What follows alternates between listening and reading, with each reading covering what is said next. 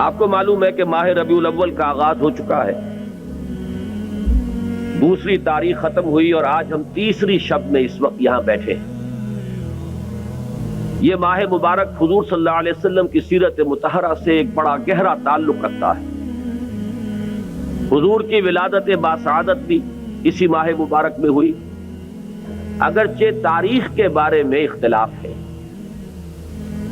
حضور کا انتقال بھی اس ماہ مبارک میں ہوا، اور وہ متفق علیہ تاریخ ہے 12 ربیع الاول اصل میں حضور کا یوم وفات ہے، اور اکثر محققین کی رائے یہ ہے کہ آپ کا یوم ولادت جو ہے وہ 9 ربیع الاول ہے۔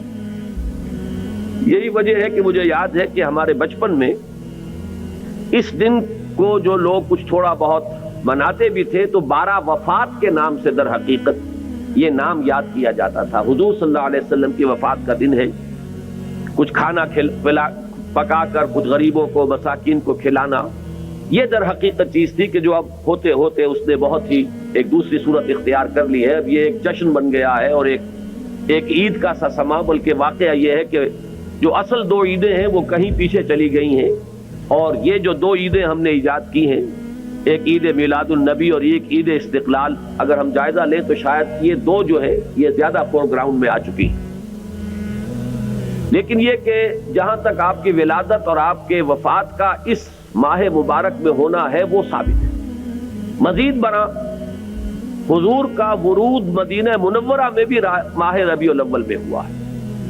اس پہلو سے اگر اس ماہ مبارک میں ہم سیرت النبی کے مطالعے کا ایک خاص موضوع رکھیں، کسی تاریخ کے تعین کے بغیر اس مہینے کی مناسبت سے سیرت مطہرہ پر گفتگویں ہوں، غور و فکر ہو، اور اس میں بھی عملی پہلو سامنے ہو، اتباع کا جذبہ ہو، سمجھنا سمجھانا اس لیے ہو کہ اس پر عمل کرنا ہے، تو یقیناً یہ چیز ہمارے لیے بہت مفید ہوگی اور ہمارے بہت سے امراض کا شاید اس سے مداوع ہو سکے۔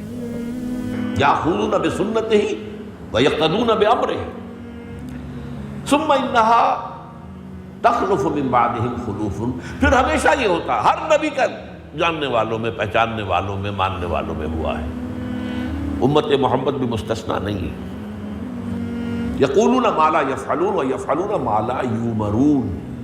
یہاں نوٹ کیجئے کہ وہ کہتے وہ تھے جو کرتے نہیں تھے، اور کرتے وہ تھے جس کا حکم نہیں۔ عید میلاد النبی کیا حضور کا حکم ہے؟ کیا اس کا کوئی ثبوت صحابہ سے ہے؟ کیا ہم صحابہ کے مقابلے میں حضور سے زیادہ محبت کرتے ہیں؟ لیکن تھا کہ معاملہ ما لا یؤمرون، جس چیز کا حکم ہوا نہیں اس پر عمل ہو رہا۔ یہ ہے در حقیقت رسم پرستی، اور رسم کے اندر پھر اضافہ ہوتے چلا جانا، اس پر ردے پر چڑھتے چلے جانا جو ہے، یہ دوسرا سبب ہے۔